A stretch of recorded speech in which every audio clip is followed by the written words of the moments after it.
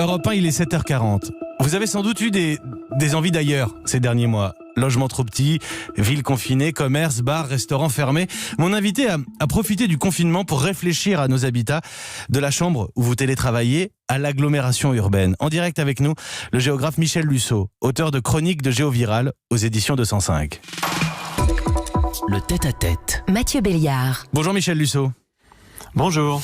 Vous êtes professeur à l'École normale supérieure de Lyon, directeur de l'école urbaine de Lyon. On va parler de nos villes, de nos habitats pendant quelques minutes. Pour commencer, vous questionnez depuis le premier confinement le cadre urbain. Dans la ville, déjà, le virus se propage plus vite. Oui, bien sûr. La pandémie est dotée d'une géographie qui est une géographie très particulière. Et cette géographie, c'est la géographie des grandes villes du monde. La pandémie naît dans une grande mégapole en Chine, puis elle se diffuse à partir de cette mégapole, en raison même de la connexion entre cette mégapole et toutes les autres mégapoles et métropoles mondiales. Donc, si l'on regarde bien ce qui se passe dans les premières semaines, eh bien, c'est la géographie urbaine du monde contemporain qui est dessinée par la diffusion du virus. Et c'est le géographe que vous êtes qui a été interpellé par cette situation internationale. C'est ce que je parlais de Chroniques de Géovirale. Votre livre, c'est un recueil de chroniques que vous avez diffusé en ligne depuis chez vous pendant le confinement. Vous vous êtes mis à parler de géographie aux Français parce qu'on se rend compte avec cette problématique des villes que sous restrictions sanitaires, comme on va peut-être en connaître de nouvelles ce soir, eh bien on perd l'avantage de la vie en ville. Bien sûr, et deux choses m'ont frappé. D'abord, la vulnérabilité de nos villes, la fragilité de notre vie urbaine. Qui aurait pu penser en décembre 2019 que nous allions en quelques semaines nous retrouver tous à l'arrêt, voir les activités économiques que nous pensions les plus solides qui soient, eh bien finalement elles aussi être mises à l'arrêt, les aéroports fermés, les centres commerciaux fermés. Qui aurait pensé à cette vulnérabilité?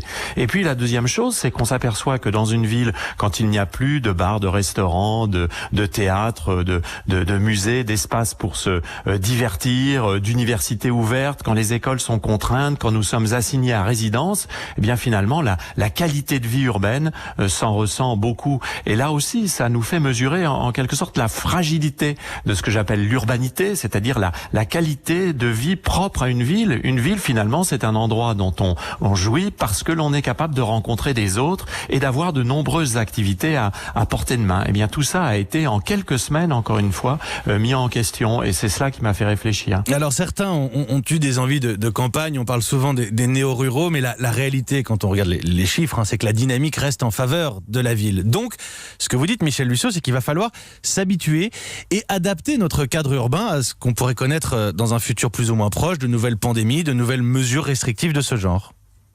Oui, il est probable que de nouvelles pandémies nous concernent. Ça, tous les scientifiques le savent, notamment parce que nous avons tellement bouleversé les écosystèmes que l'on sait que ce que l'on appelle les zoonoses, vous savez, dont on parle beaucoup, c'est-à-dire ces virus qui partent du monde animal et qui se transfèrent au monde humain, sont probablement appelés à être plus fréquentes. Et puis, deuxièmement, la pandémie nous révèle que, eh bien, organiser le télétravail, vivre assigné à résidence dans des logements trop petits, dans des villes mal conçues, en fait, pour la qualité de vie au quotidien, eh bien c'est très difficile. Et nous mesurons sans doute à quel point depuis une trentaine d'années, le développement urbain est plutôt subordonné à des impératifs strictement économiques. Et ça peut se comprendre parce que les villes sont des plateformes économiques d'une incroyable puissance. C'est pour ça que nous ne pouvons pas nous en passer d'ailleurs. Mais que la qualité de vie moyenne s'est plutôt dégradée. Par exemple, nous ne savons pas assez qu'en France, 5e puissance mondiale, eh bien la taille moyenne des logements construits a beaucoup diminué depuis 25 ans pour des raisons d'impératifs économiques, pour des raisons de rentabilité économique. Donc aujourd'hui, les 4 pièces sont moins grands que ceux des années 60-70. Et tout va bien lorsqu'on est capable de sortir, d'aller dehors, d'aller sur une terrasse, d'aller flâner à l'extérieur. Mais quand on est assigné à résidence, eh bien on s'aperçoit que le logement est trop petit et on s'aperçoit aussi que son quartier est souvent dénué de ce qui permet la vie confortable au quotidien. Eh bien c'est à partir de là aussi que je me suis dit qu'il fallait peut-être développer un nouvel urbanisme. Alors je voudrais vous faire écouter une voix, je vais la traduire en direct, c'est le prince héritier d'Arabie Saoudite, Mohammed Ben Salman. Il dévoile, là-bas en Arabie Saoudite, un nouveau projet de ville.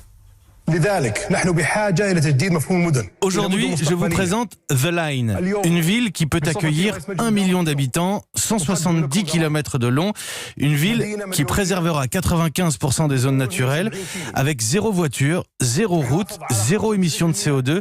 Ce projet est une révolution civilisationnelle pour l'homme et place l'être humain au centre des priorités.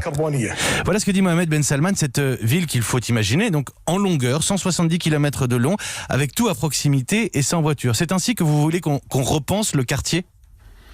Alors je ne sais pas s'il faut aller vers ça. Il y a d'ailleurs un peu un paradoxe de voir que le prince héritier de l'Arabie Saoudite, qui est un des pays qui a promu une économie fondée sur l'extraction du pétrole, donc de l'énergie fossile, et développer des villes qui sont d'ailleurs très peu environnementales et très peu écologiques, promeuvent une telle révolution qui d'ailleurs renvoie à une vieille idée du début du XXe siècle où un certain nombre d'urbanistes ont proposé ce qu'on appelait l'urbanisation linéaire. Mais en tout cas, ce que ça montre, c'est qu'on prend conscience que le modèle urbain que nous avons choisi depuis 30 ans n'est pas soutenable et qu'il nous expose, nous, à des faiblesses, à des fragilités et qu'il n'est pas confortable surtout. C'est ça qui est tout à fait étonnant. Quand on fait des enquêtes dans le monde, on s'aperçoit que beaucoup de gens, sauf les plus riches, évidemment, qui eux ont les moyens en quelque sorte de rendre leur vie confortable, beaucoup de gens se plaignent de l'inconfort urbain. Eh bien, le nouveau confort urbain auquel j'appelle que nous réfléchissions, c'est un confort qui d'abord s'appuie sur l'idée qu'il faut redonner au logement de l'espace, de la qualité de logement,